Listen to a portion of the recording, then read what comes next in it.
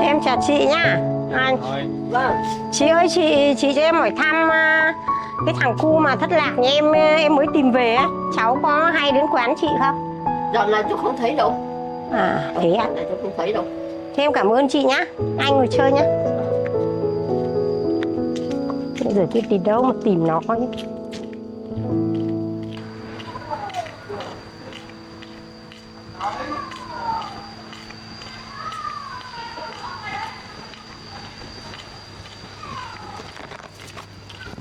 Hai ông ngồi chơi à?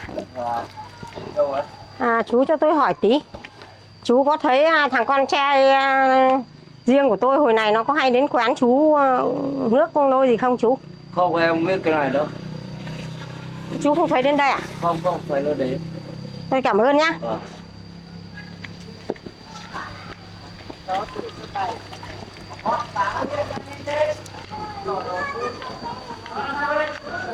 Hỏi mấy quán nước rồi, không quán nào biết. Nếu mình vào cái quán ăn xem, hỏi quán ăn xem nào. Nếu nó vào đấy nó nhậu trong đấy thì may thì họ biết.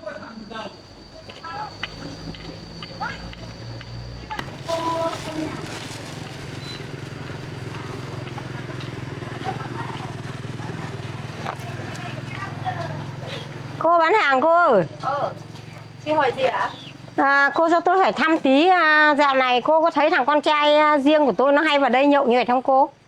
Mọi lần thì nó đến nhưng mà bây giờ lâu lắm rồi cũng không thấy đến nữa rồi. Lâu lắm rồi.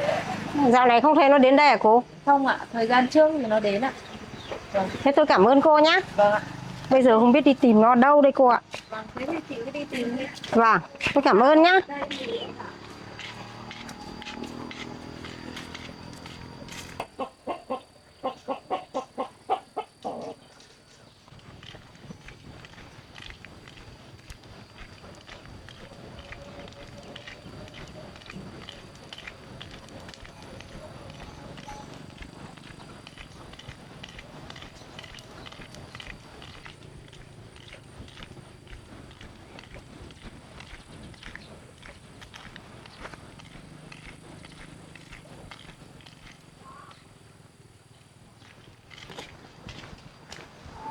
Chào em nhá. Vâng.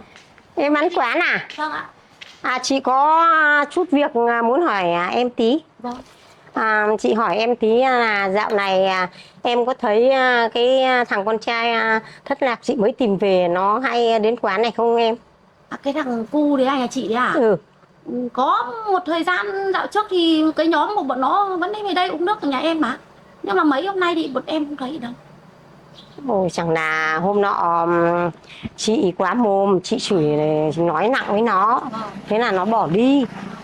Thế là nó lại bỏ đi lâu chưa chị? Nó bỏ đi được mấy hôm rồi em ạ. Vâng. Thế là mấy hôm nay không thấy đâu chị ạ. Thế chẳng biết bây giờ nó đi đâu. Thì đi tìm từ hỏi xem. Vâng. Dạo trước thì về đây, nhóm nó về đây uống nước đấy suốt. Nhưng mà mấy hôm nay là em không thấy. Lười lắm em ạ. Vâng. Đi tìm được về bảo muốn bù đắp cho nó nhưng mà công việc gì nó cũng chê nặng nhọc, nó chẳng chịu làm. Nhờ cái bà bạn xin mãi mới được công việc phụ hồ thì nó đi làm được nửa buổi nó trốn về. Thế là chị tức quá, chị cũng nóng giận, chị nói quá lời, thế là nó bỏ đi. Thế chị cảm ơn nhá. Vâng. Chị đi hỏi thăm tiếp nhá. Vâng, thế chị đi nhá.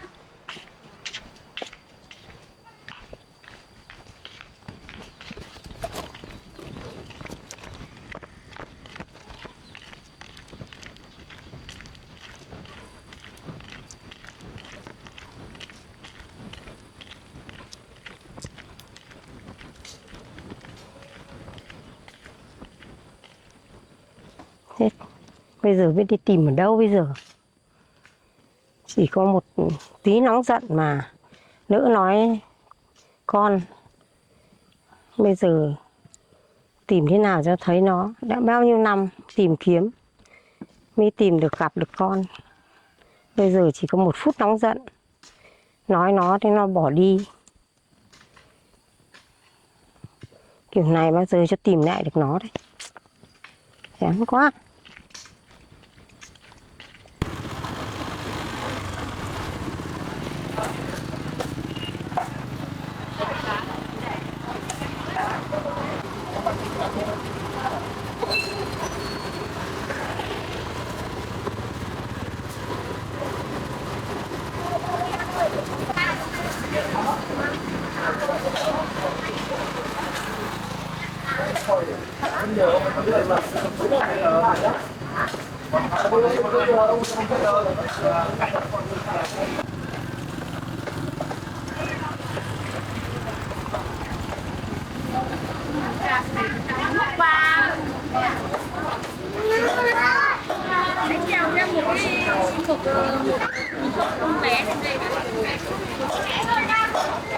Kèo thêm một triệu. Đây.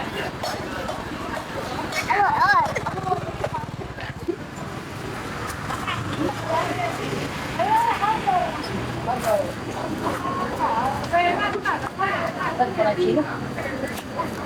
Nó được hả? Bé nhưng mà còn này thì còn đây thì để mai nhắc được không? To hơn mai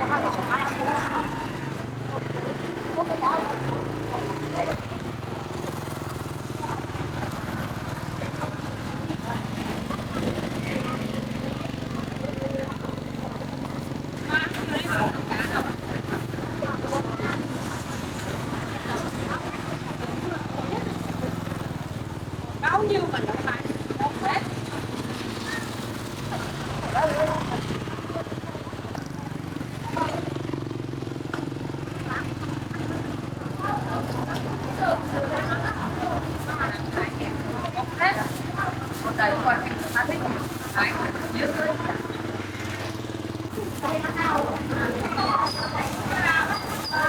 cái này ngon nhỉ? Còn rất nhiều.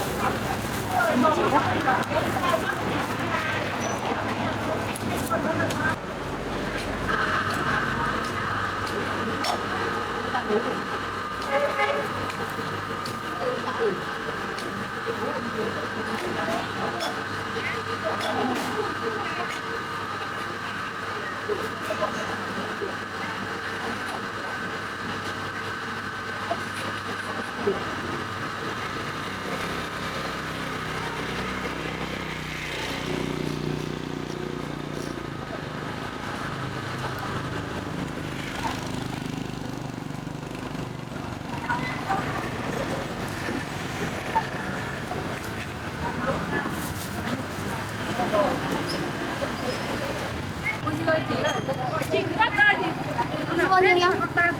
Dạ.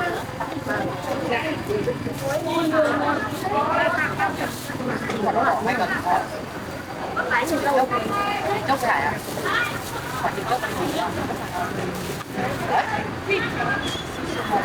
Cái này.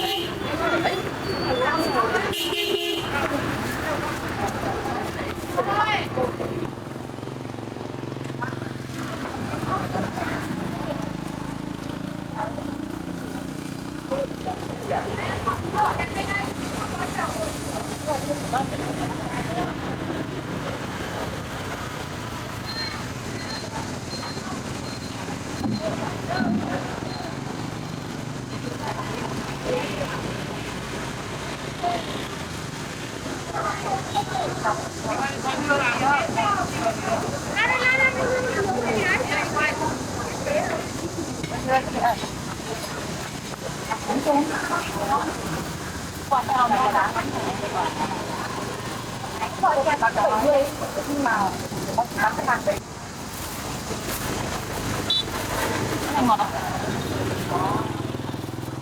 Đấy là sao?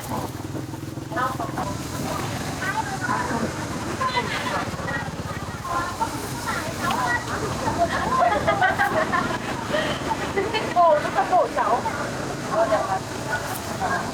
Rồi, để hôm qua bà chê cháu, hôm nay bà bảo đẹp thật. Hôm nay nhìn thấy các ngày bây giờ mà phải ăn.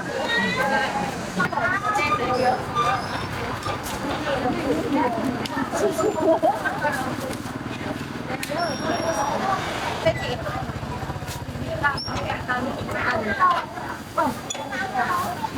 em ơi,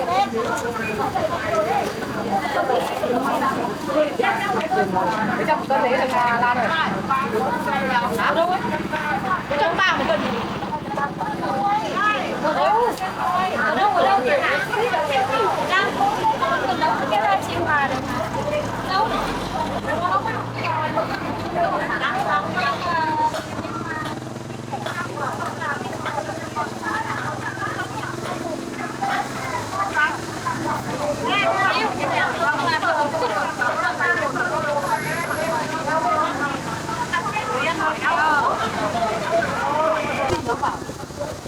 Nó thì bé tí cả nghe kéo.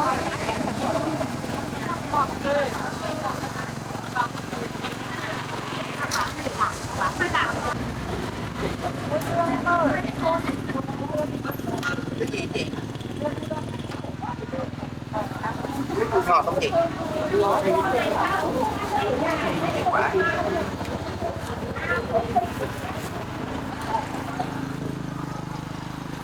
Ba quả này thôi. Có cân này. Bao nhiêu một cân?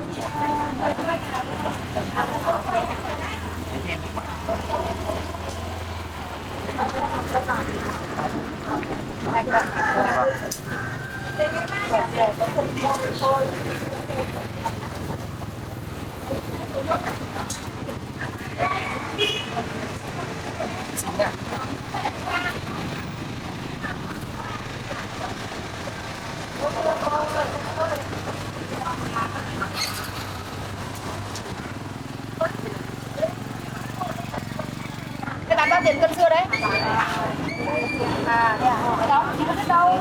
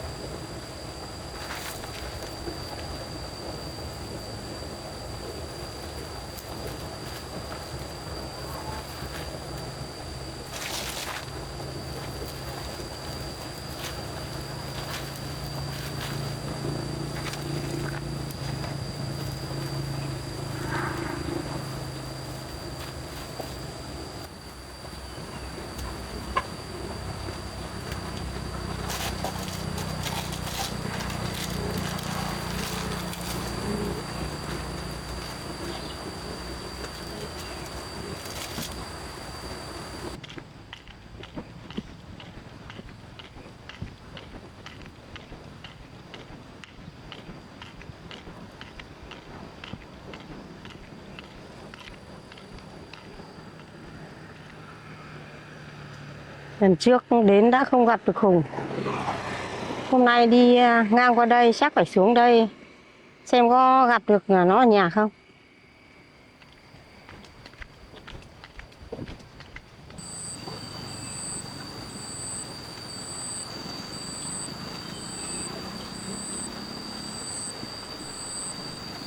Mai Ca ơi, Dạ, cháu đây ạ. may quá gặp cháu ở nhà. Vâng, cảm ơn bác ạ. Vừa đi làm về à cháu? Dạ vâng ạ, cháu vừa đi làm về. Thế bác đi làm gì về qua đây hay là ở nhà về vào đây hả bác? À bác đi vào trong kia tiện đường ghé qua đây. Thế là bác lần trước bác xuống ấy thì không gặp hai đứa ấy. Bác xuống nửa buổi. Thế là chẳng gặp hai đứa thì hôm nay tiện qua đây thì bác bảo dễ xuống đây chơi, muốn nói chuyện với cháu một chút. À vâng ạ, chắc hôm trước cháu với anh Hùng đi làm nên là bác không gặp được ạ. Thế cháu mời bác ra bàn ngồi đợi cháu một chút ạ. Ừ.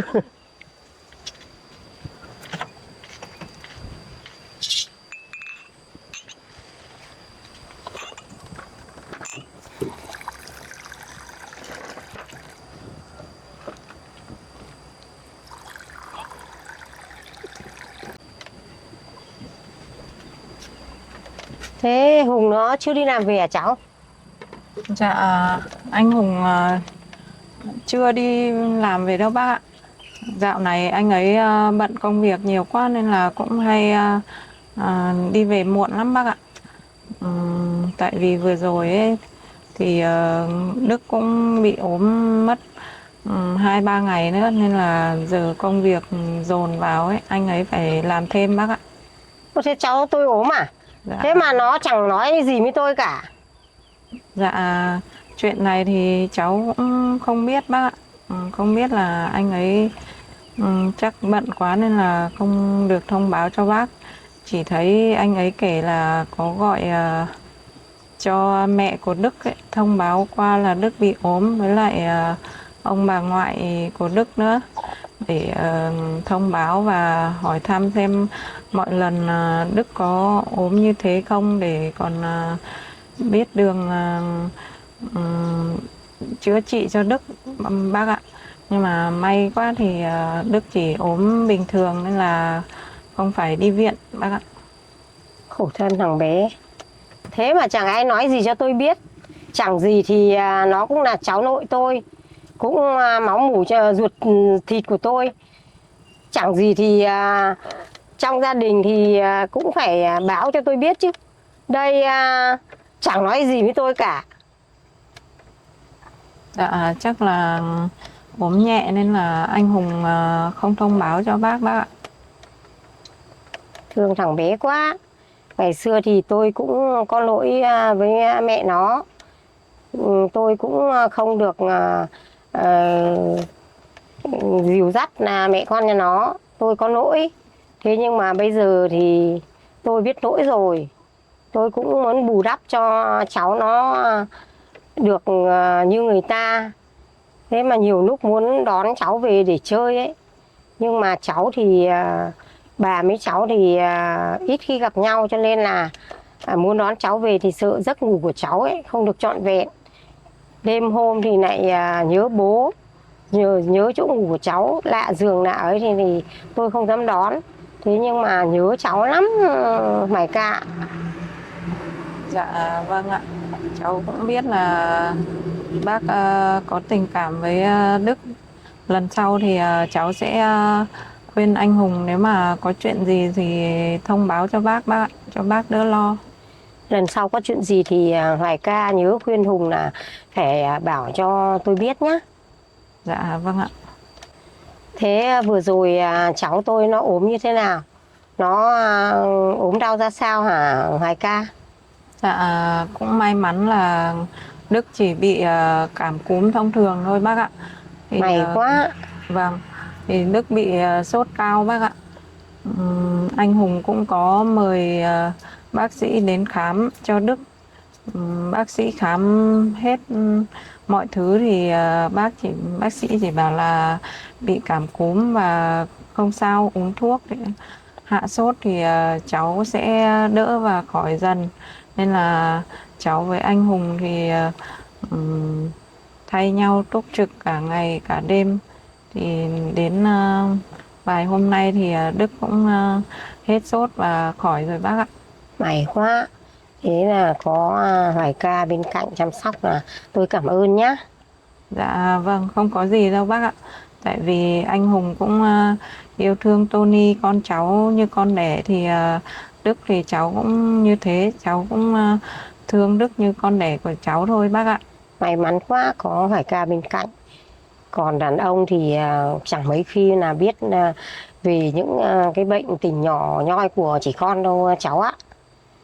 Dạ vâng, bác cứ nói thế chứ anh Hùng biết chăm sóc người ốm lắm bác ạ. Hôm đấy cháu cũng vô tình là thấy Đức buổi sáng ngủ ngon quá, cháu không gọi Đức dậy. Thì cháu đi làm, đến lúc anh Hùng đi đưa Tony đi học về ấy, thì thấy bát mì của cháu nấu cho Đức, Đức chưa dậy ăn thì anh ấy mới gọi Đức dậy thì thấy Đức bị sốt và ốm. Thì anh ấy cũng liền nấu cháo cho Đức ăn và đi gọi bác sĩ luôn bác ạ. Nên là cháu thấy anh Hùng chu đáo trong việc chăm sóc người ốm lắm. May quá phát hiện kịp thời, không thì thằng bé mà sốt cao quá mà co giật thì chết. Dạ vâng ạ. Lần đầu tiên cháu và anh Hùng cũng trải qua cái chuyện mà trẻ bị sốt cao như thế, nên là cháu và anh Hùng cũng thấy lo lắng lắm bác ạ. Mà lúc nãy cháu thấy bác nói là lần trước đến đây tìm cháu không gặp thì bác đến đây tìm cháu có việc gì ạ? Bác đến đây chủ yếu là bác muốn gặp thằng Hùng thôi cháu ạ. Để mẹ con có chút chuyện để chia sẻ với nhau thôi cháu ạ. Vâng. Thế bác có chuyện gì mà phải tìm anh Hùng để nói chuyện với anh Hùng ạ? Chuyện này thì cũng không có gì quan trọng đâu cháu ạ. Nhưng mà bác phải nói với Hùng thì mới được. Còn bác không dám lộ ra cho cháu biết. Cháu thông cảm nhá. Không sao đâu bác ạ. Bác cứ có chuyện gì cứ nói với cháu cũng được. Bác không phải ngại đâu. Tại vì nếu mà bác nói với anh Hùng thì anh về cũng kể với cháu và tâm sự với cháu thôi bác ạ. Bác cứ nói với cháu, biết đâu không gặp anh Hùng thì lát nữa về thì cháu giúp bác truyền đạt lại lời của bác lại với anh Hùng cho bác cũng được. Chuyện này thì bác nói chuyện với Hoài ca thì bác rất là xấu hổ. Thế nhưng mà thôi thì bác cũng nói thật với cháu là thằng con trai riêng của bác ấy, vừa rồi đây ấy, bác nó phá của bác nhiều quá. Bác rất là xấu hổ. Thì bác tìm công ăn việc làm cho nó để nó ổn định cái nguồn thu nhập. Nhưng mà nó không nhất định nó không làm, nó chê bai công việc nặng nhọc với lại vất vả. Thế là nó không làm thì bác cũng bực quá. Thế là bác cũng buột miệng, bác nói nặng nó. Thế là nó bỏ đi. Thế bây giờ bác cũng đi tìm khắp nơi nhưng mà không thấy nó. Thì bác cũng muốn vào nói chuyện với Hùng với lại cháu để xem là gỡ cái rối tơ vò này cho bác, xem là bây giờ giải quyết bằng cách nào. Thì bác vào mấy lần cũng chẳng gặp Hùng thì chẳng biết là bác bây giờ bác đêm hôm bác cũng chẳng ăn chẳng ngủ được với nó. Bây giờ nó đi đâu hay về đâu thì bác cũng chẳng biết nữa. Bác sốt ruột quá, bác chẳng ăn chẳng ngủ được. Mấy hôm nay là bác cứ đi tìm nó suốt mà chẳng tìm thấy cháu ạ. Dạ. Thế bác tới đây chỉ vì chuyện này thôi ạ? Đúng đấy cháu ạ. Theo cháu nghĩ thì chuyện này chắc anh Hùng không giúp đỡ được bác đâu. Tại vì cậu con trai của bác bỏ nhà ra đi thì liên quan gì tới anh ấy ạ? Tại vì có lần thì cháu cũng nghe anh ấy kể là anh ấy cũng không muốn can thiệp sâu vào chuyện riêng tư của bác và cậu con trai của bác, nên là chắc anh Hùng không giúp đỡ được bác đâu bác ạ. Bác cũng biết là thằng Hùng nó bảo nó là nó không dây dưa gì với thằng con riêng của bác. Thế nhưng bây giờ bác chẳng biết trông cậy vào đâu. Chỉ có nó thì mới nói được thằng kia nó nghe thôi. Chứ còn bây giờ bác bảo nó chẳng nghe. Cho nên là bác chỉ biết trông cậy vào nó, thì chỉ có nó thì mới răn đe được thằng đấy thôi. Nó bây giờ nó hư lắm cháu ạ. Nó tồi lắm. Công việc thì bác cũng chỉ biết xin xỏ những công việc phụ hồ phụ hiếc cho nó thôi. Chứ còn cũng phải nhờ bạn bè mới xin được. Nhưng mà những công việc đấy thì nó cứ bảo là lương thì thấp với lại công việc nặng nhọc nó không làm. Thì bây giờ chẳng biết trông cậy vào ai. Cũng chỉ biết vào để nhờ vả thằng Hùng thôi. Thằng Hùng thì nó thằng con bác nó mới sợ. Thằng đấy thì nó mới sợ thằng Hùng. Với lại chỉ có Hùng thì mới bảo được nó thôi. Chứ còn ngoài ra nó chẳng sợ ai đâu. Cho nên là bác vào đây để bác tìm nó thì để chăm sự nhiều cháu. Cháu bảo giúp Hùng là cố gắng ra răn đe để cho thằng con của bác nó nghe lời, để bác đỡ gánh nặng phần nào. Chứ còn mà bác biết là thằng Hùng nó không bao giờ nó dây dưa vào cái chuyện là mẹ con nhà bác. Thế nhưng mà bác chẳng biết trông cậy vào đâu nữa, thì bác chăm sự nhiều cháu cố gắng nói chuyện với Hùng, thuyết phục Hùng là cố gắng giúp đỡ bác để cho thằng con của bác nó trở về nghe lời và nó ngoan ngoãn, nó làm để nó có công ăn việc làm ổn định cháu nhé. Chuyện này khó lắm bác ạ. Bây giờ mà muốn công việc nhẹ nhàng mà lương cao thì rất là khó. Như cháu đây cũng anh Hùng cũng tìm mãi cho cháu mà cũng có được công việc nào đâu bác. Tại vì bằng cấp không có thì không có công việc nào nhẹ nhàng mà phù hợp với những người không có bằng cấp đâu bác ạ. Nên là phải cố gắng để làm những công việc như phụ hồ và như cháu là đi chợ thôi. Với lại cậu con trai của bác còn ăn chơi lêu lỏng như thế thì chắc chắn là đi nhiều nơi họ không nhận làm là đúng rồi. Cháu đây còn phụ nữ ngoan ngoãn nghe lời như thế còn khó tìm việc làm ấy bác ạ. Đúng đấy cháu ạ. Thằng con trai bác thì nó lêu lỏng chơi bời lắm. Tiền thì muốn tiêu nhiều, nhưng mà công việc nào nó cũng chê là không phù hợp với nó. Mà bác có xin được đâu, bác phải nhờ vả bạn bè. Thế mà bây giờ mà nó cứ đòi là việc nhẹ lương cao thì trình độ thì chẳng có. Mà không biết bác biết xoay sở kiểu gì bây giờ. Không biết bác nhờ vả Hùng có giúp đỡ không, mà có xin được cho nó không. Nếu không thì thằng này hỏng mất cháu ạ. Mà giờ nó còn bỏ nhà ra đi cháu ạ. Bác đi tìm bao nhiêu ngày trời mệt mỏi quá rồi, mà chẳng biết nó nêu lỏng nơi đâu nữa.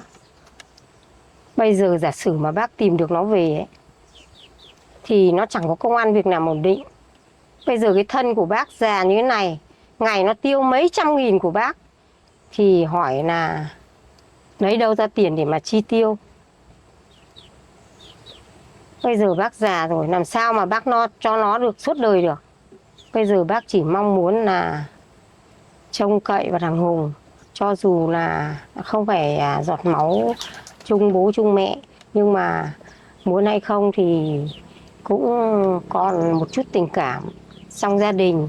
Thì bác cố gắng, bác nhờ cậy nó để nó tìm cho thằng con trai bác được công việc cho nó ổn định một chút. Chứ còn mà bây giờ mà không có công việc ổn định thì mẹ già rồi, con thì nêu nỏng như thế thì chẳng biết bác trông cậy vào đâu. Bây giờ bác chỉ biết trông cậy vào thằng Hùng thôi. Dạ thế thì cháu hiểu rồi bác ạ. Nhưng mà chuyện này là chuyện riêng tư thì cháu nghĩ bác nên đợi anh Hùng về rồi bác nói chuyện với anh ấy thì sẽ dễ hơn ạ. Còn bây giờ để cháu truyền lời thì rất là khó. Thì cháu nghĩ là anh Hùng sắp đi làm về rồi, bác cố chờ anh đấy một lúc rồi bác nói chuyện thuyết phục với anh ấy xem sao ạ. Thì hôm nay thì bác đến đây bác cũng cố bác chờ nó để về bác nói ba mặt một lời với nó. Thế cháu bận làm gì thì cứ đi làm đi, để bác ngồi đây bác chờ nó về để mẹ con nói chuyện với nhau cũng được. Cháu cứ đi làm đi, bận cứ đi làm đi. Dạ vâng, thế bác cố ngồi chờ anh ấy, ngồi uống nước đợi anh ấy nhé. Thì cháu cứ đi làm đi, kệ bác ngồi đây. Dạ vâng ạ.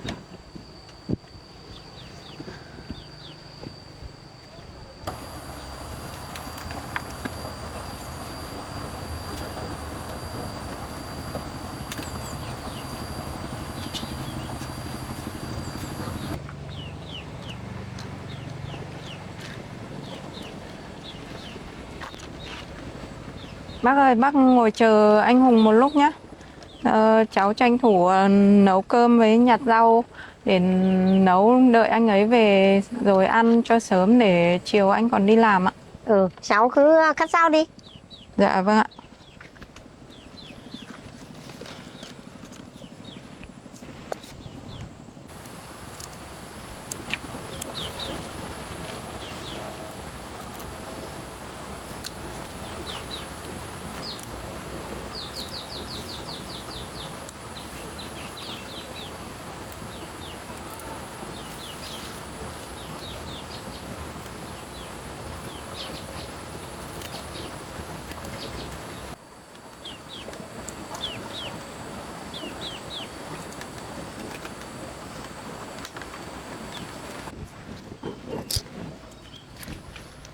Ủa, rau muống tốt quá cháu nhỉ? Dạ vâng ạ. Rau muống này mùa này phát triển tốt lắm bác ạ. Chỉ cần nửa tháng là nó lại mọc tốt như này rồi ạ. Thế còn hai luống này sao cháu không trồng nốt?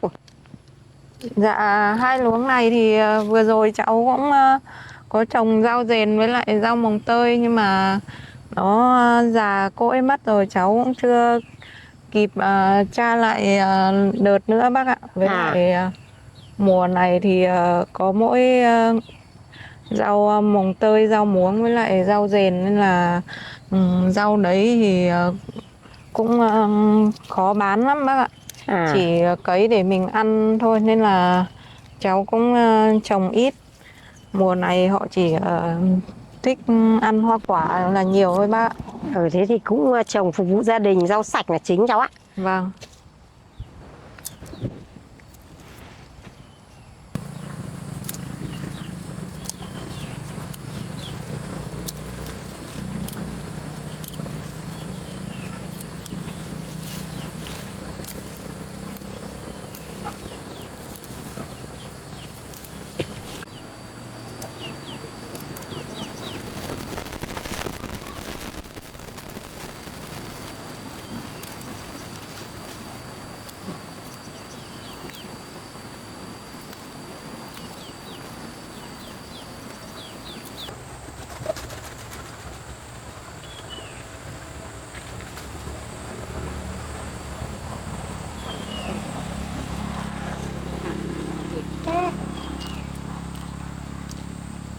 Ồ, phải ca trăm được.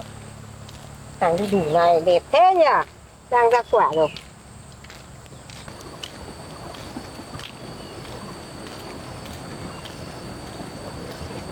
Thật đấy.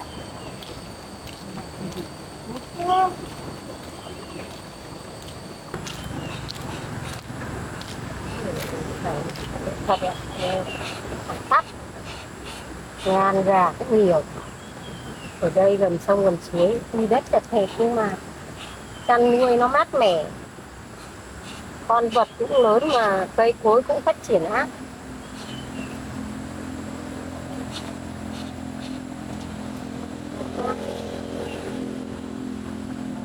Ngan vẫn nhiều. Cây cối tốt hơn.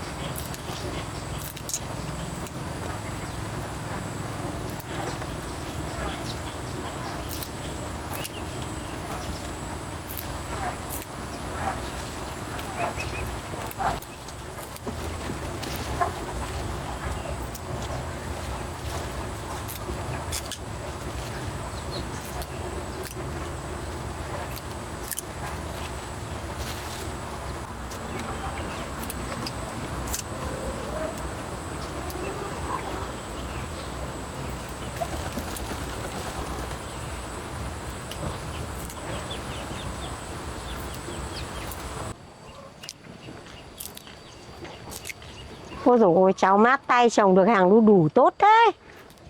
Dạ. Mà chọn được cái giống cây nào cũng quả. Ra quả hết rồi cháu ạ, sai lắm. Dạ vâng. Cái giống đu đủ này là giống đu đủ lùn siêu quả bác ạ. Cháu đặt ở vườn ươm ấy. Nên là giống tốt lắm bác ạ.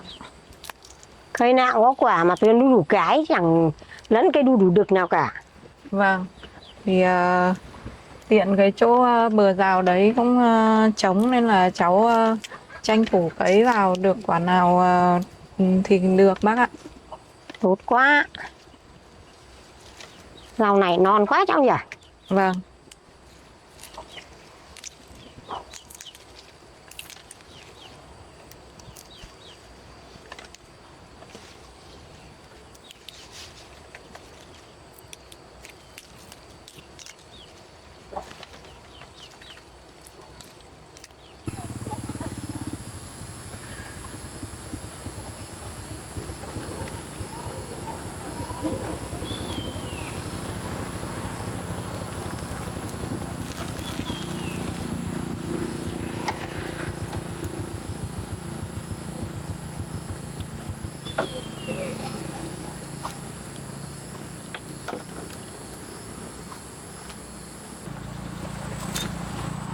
Mẹ mới tới chơi à? Tôi đi làm về à con? Vâng, con vừa cơ quan về. Mẹ hôm nay rảnh hết lại tới tới chơi này. Mẹ hồi này cũng chẳng có việc gì con ạ. Mẹ cũng cứ quanh quẩn ở nhà. Thế là mẹ ở vào đây chơi với các con. Thì, mẹ chắc có chuyện gì chứ làm gì mà tự nhiên tới đây chơi bao giờ đâu. Trước kia đến nay thì mẹ cũng có bao giờ tự nhiên đến đây chơi đâu, chắc phải có chuyện gì chứ mẹ này giấu con đúng không? Thế là chẳng chuyện gì đấy được con cả. Con cũng biết kể. Nói thật. Cái thằng trai của mình con. Tôi nói về từ đây thì cũng ngồi với bạn anh xin được việc đi bắt kể. Thế nhưng mà nó bỏ việc để nó về. Thế là mẹ nóng quá thì nói nó. Thế nó bỏ đi rồi con ạ. Thì mẹ cũng tìm kiếm suốt mấy hôm nay mà nó biết mình thích nó ở đâu bây giờ. Thế là cậu ấy bỏ nhà ra đi à? Nó bỏ nhà ra đi rồi con ạ. Nhưng mà mẹ đi tìm suốt mấy chưa biết là nó kêu lỏng ở đâu nữa. Thì kệ cậu ấy chứ mẹ phải tìm làm cái gì. Bây giờ cậu ấy thanh niên lớn rồi, tự lo cho bản thân được rồi. Mẹ tìm làm cái gì? Đã bỏ nhà ra đi thì kệ cậu ấy chứ. Bảo thì không nghe việc thì không chịu làm thì bây giờ ai mà nuôi được cái tuổi đấy nữa. Mà con không muốn cho cậu ấy ở nhà mình đâu. Cho con lể mẹ lắm, vì mẹ thì con mới cho cậu ấy ở thôi. Chứ còn một cậu thanh niên ăn chơi lêu lỏng, không chịu làm ăn cái gì như thế thì làm sao mà con thích cho ở trong nhà mình được. Con nói đi khẩn lại. Nó là gặp lại trẻ mẹ để bỏ đi nó được. Được thì rất nhỏ. Nó phải chịu áp lực nhiều rồi. Không có mẹ bên cạnh. Nó cũng tủi thân lắm chứ con. Cho nên bây giờ mẹ mới bù đắp những ngày tháng cuối đời của nó. Thế nhưng mà nó không biết nhiều. Nó về nó chỉ có muốn ăn chơi như là tiền thì mới tiêu nhiều. Nhưng mà công việc nó chẳng có làm. Nó chê là công việc lặt nhặt, mẹ nhờ đại với bạn. Nó xin cho mới được vào công việc tự đồ con ạ. Thì về thì nó bảo là việc nặng, lương thấp. Thế là nó bỏ về, nó đi về nó cứt quá thì Ôi cái đấy mẹ không phải quan tâm gì cả. Mẹ cứ kệ cậu ta đi. Con đã nói với mẹ rồi, mẹ không việc gì mình phải quan tâm cả. Biết là con ruột của mẹ các thứ thật, mẹ cũng phải yêu thương con là mình là đúng rồi. Nhưng mà nó phải đến mức độ vừa phải thôi. Chứ còn không thể nào mà đi quá xa được. Tuổi này rồi, nó mà biết nghĩ cho mẹ, nó biết yêu thương mẹ thì nó không bao giờ nó là người như thế cả. Nó không bao giờ nó đi lấy tiền của mẹ, đi xả nợ rồi đã ăn chơi lêu lỏng, đi ba đi gái gú các thứ như thế. May mà còn một chút tiền còn biết lấy ra để cho mẹ trả cho người ta. Không thì nó cũng im ỉm tiêu hết. Mẹ không nên quan tâm với những người như thế. Không chết đâu. Con nói thật với mẹ. Bao nhiêu năm ở ngoài đời nó từ lúc nhỏ nó còn chẳng sao cả, bây giờ nó lớn như thế. Mà con đã nói với mẹ rồi. Không việc gì mà phải lo lắng và suy nghĩ cả. Mà con cũng không muốn can thiệp đến chuyện của mẹ và cái cậu ấy. Vì nó chả liên quan gì đến con. Bây giờ mẹ tới đây để muốn nói với con điều gì. Chuyện này mẹ biết nói ra với con sẽ phản đối. Nhưng bây giờ mẹ chẳng biết trông cậy vào ai nữa. Mẹ chỉ biết là trông cậy và lừa vào vào con. Thì mẹ đến đây thì mẹ lừa vào con cố gắng giúp mẹ lần này. Bởi vì là bây giờ mẹ không tin tưởng một ai nữa, mẹ chỉ có biết trông cậy vào con có ngành nghề cơ bản thì con biết là phải biết trái thì con giúp đỡ mẹ, tìm cách khuyên răn em để cho nó biết phải biết trái để nó về để nó làm ăn như người ta. Chứ còn mà như này thì mẹ chẳng ngủ được con ạ. Đêm hôm mẹ cứ suy nghĩ về nó suốt, mẹ chẳng ngủ được. Thì con cố gắng con tạo cơ hội để cho em nó về nó làm ăn để nó được như người ta, thì bằng bạn bằng về đó. Chứ còn bây giờ mẹ chẳng biết nhờ vào với ai nữa. Chuyện này con đã nói với mẹ từ đầu rồi. Khả năng là con không giúp được mẹ đâu. Vì chuyện này cậu ấy ăn chơi nêu nộng, không dây dưa đến pháp luật cả. Cậu ấy không đụng chạm gì đến pháp luật. Cậu ấy chỉ mẹ chơi hoặc chịu làm thôi. Nên là con chẳng có lời gì để con nói cho cậu đấy tiếp tục được cả. Bây giờ thì để con có khuyên cậu đấy cậu cũng không nghe, trừ khi cậu ấy dính dáng với pháp luật thì con mới xử lý theo pháp luật, thì cậu ta mới biết sợ, con mới răn đe được các thứ thì cậu mới sợ được. Nhưng mà bây giờ như thế thì khả năng là khó nói lắm, bởi vì tính của người ta từ ngày xưa rồi. Bởi do mẹ tác động, chứ mẹ là một người mẹ phải tác động, chứ con chả có liên quan gì đến cậu ta thì còn làm sao con ấy được. Để công việc như thế con có thể quan hệ hơn mọi người, đâu còn có bạn xin việc rất là dễ, nhưng mà con phải tùy từng người con xin việc. Chứ bây giờ mà mẹ, kể cả mẹ nhờ con xin việc cho cậu ta là đi làm một công việc nào đó nhàn hơn, đúng không? Cũng không được mẹ. Vì cậu ta như thế thì con mà giới thiệu ấy mà không đâu ra đấy thì sợ ra tiếng mình của con. Và xưởng của con thì như mẹ cũng biết rồi, xưởng gỗ thì công việc nó rất là nặng, chắc chắn là cậu ấy không thể đáp ứng được công việc đấy rồi.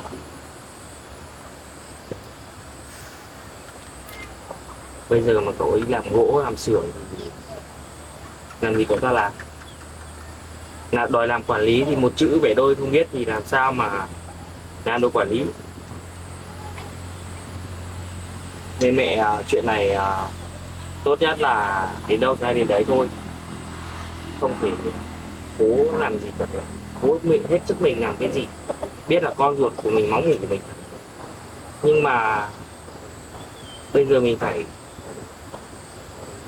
như thế nào? Tên bảo không được thì có hết cách thì phải chịu đi. Nên mẹ cứ suy nghĩ cho chín chắn, mà không phải việc gì phải đi tìm cậu ấy cả, không việc gì phải lo công việc cho cậu ấy cả. Bảo không được thì thôi, mình đã làm hết lòng thì con mình được. Thất vọng với lại hồi xưa mẹ bỏ quê lên cho nên mẹ không dạy dỗ đến nơi đến chốn. Còn bây giờ nó đua đòi bạn bè, nó ăn chơi tất tán. Chứ còn nếu mà mẹ mà không có lỗi với nó, mẹ ôm ấp em nó từ nhỏ thì cũng em nó cũng lên những thứ đâu con ạ. Con hiểu ý của mẹ, nhưng mà chuyện này Anh cố gắng giúp bác ấy với cậu con trai thì bác ấy một lần xem như thế nào anh.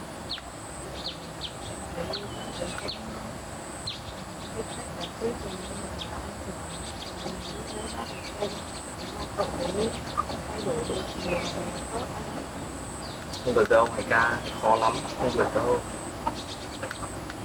còn thế cái chuyện giúp đỡ em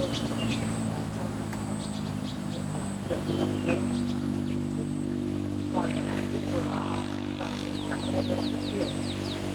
vất vả cố gắng giúp em đó.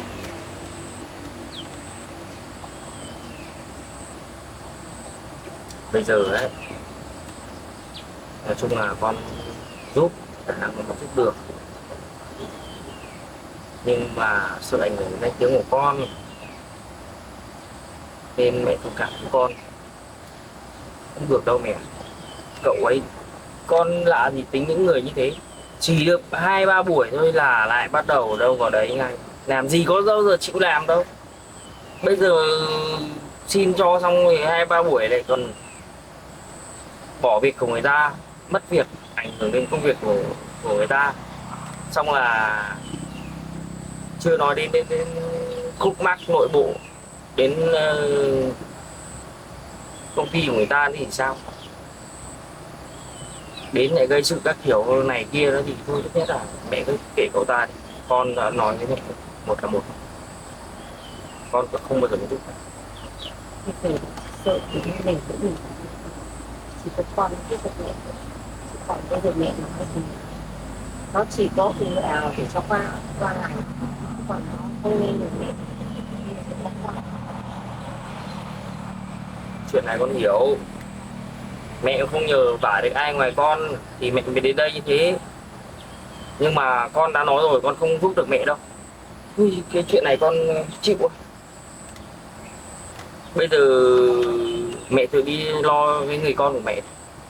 Con biết là tình cảm của mẹ con nó khó xử với nhau.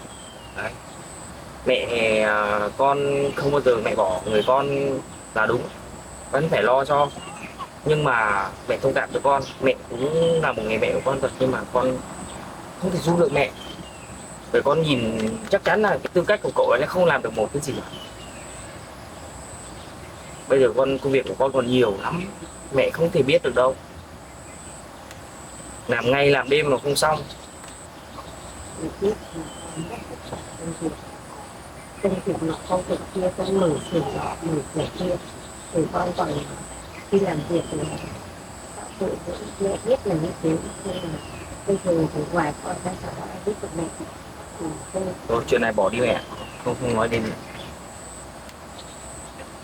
Thế cậu ta bỏ đi rồi à? Nó bỏ đi một Thế kệ, mẹ không phải đi tìm nữa, cứ nghe con. Từ giờ trở đi con sẽ không bao giờ cho cậu ấy bước vào nhà mình. Nhưng con người như thế không đáng để con tôn trọng. Mẹ đừng có đưa cậu ta về nữa, đừng để con gặp. Con gặp là sẽ không hay đâu, lúc đấy đừng trách con.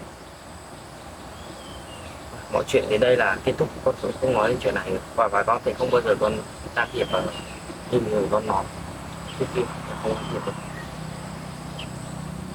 Con tưởng mẹ đến đây như thế nào chứ, lại vì cái chuyện của cậu ta con bây giờ có nhiều việc rối hết lão rồi. Mong mẹ đừng tới đây để phiền con nữa, hết việc này đến việc kia. Đấy, tới đây mẹ còn lo tiền mà giả cho Mạnh đấy nhá, con không có tiền đâu.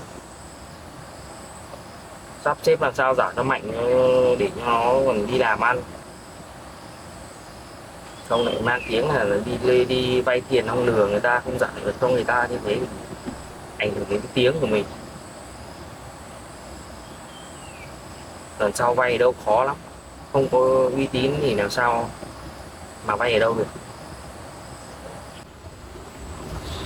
Bác ạ, cháu thấy anh Hùng nói đúng đấy. Là một người mẹ nên là mong bác hãy hiểu cho anh ấy. Nếu mà bác thì chắc chắn là anh ấy sẽ giúp đỡ bác. Nhưng mà còn liên quan đến cậu con trai của bác nữa thì anh ấy nói như thế thì cháu thấy cũng rất là đúng. Nên là bác là một người mẹ, nhưng mà bác hãy hiểu cho anh ấy và thông cảm cho anh ấy, thì anh ấy không biết được cho bác. thì bây giờ hai đứa đã nói thế rồi, thì bác cũng chẳng biết trông cậy ở đâu, mà bây giờ biết đi tìm nó ở nơi đâu. Cũng tủi thân là ngày xưa bao nhiêu công lao đi tìm thấy nó, mà bây giờ về thất vọng về nó quá. Nó chẳng chịu nghe lời, chỉ một tính nhỏ nhoi thôi mà mẹ nói nó mà nó bỏ nó đi.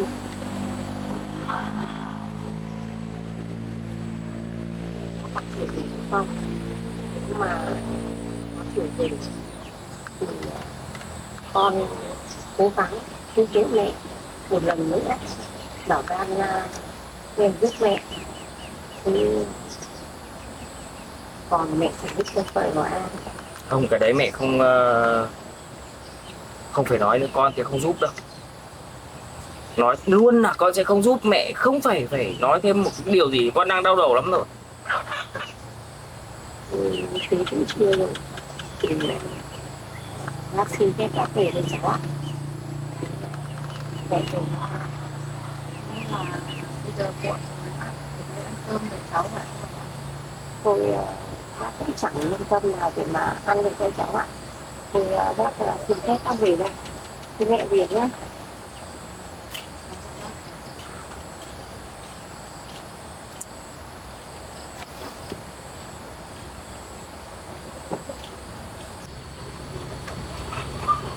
Thôi anh đã quyết định mà không biết mẹ nữa rồi thì anh không phải suy nghĩ đến cái chuyện là này nữa anh ạ. Tại vì là em thấy anh đã quá mệt mỏi rồi, nhưng mà suy nghĩ thêm chuyện này nữa thì chắc anh sẽ ốm mất.